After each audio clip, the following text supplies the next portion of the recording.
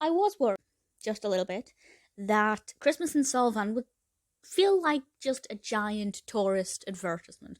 Because it turns out that Solvang is a real place in California that I'd never heard of.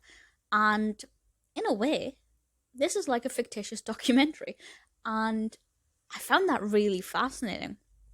This was released in 2020, last year, directed and written by Jake Helgren, and stars Natalie Hall as our protagonist Aubrey, and also John Prescott as Sawyer Larsen. And I have to say that this has all of the bare bones of a film that I really enjoyed. It's produced by the Ninth House, but I will say, if you like kind of Lifetime Christmas films, Hallmark Christmas films, this is definitely going to be something that speaks to you. Because Aubrey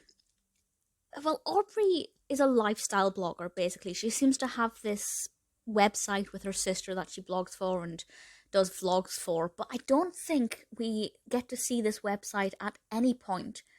We don't get to see her doing any writing, I think she takes a couple of pictures of something, but we don't get to see any kind of blogging or vlogging or lifestyle content creation at all. So if that's the kind of film you're looking for, I can recommend some, feel free to ask, but this is not going to be that film. Regardless of that, Aubrey does go to Solvang to discover this little Danish town that prides itself on kind of being quintessentially Danish, and she explores a lot of pastry shops, bakeries, and this famous chocolate shop. And it's really fun and interesting to discover this little place. And now if I ever go to Solvang while I'm in California, which I never would have done without this film, I will have some context. There's also a lot of different films filmed in Solvang, so I think that is particularly interesting and worth exploring. But it was nice to see this little village, town. I'm not sure what the population is.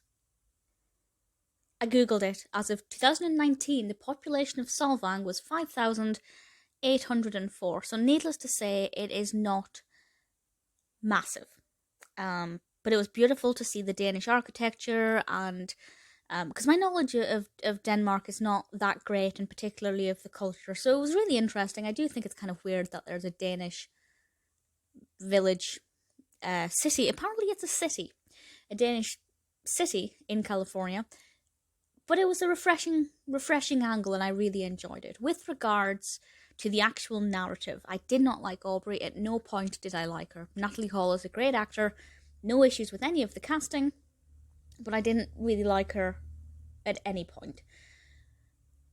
This has a traditional will they, won't they potential relationship, and Sawyer is a character I liked.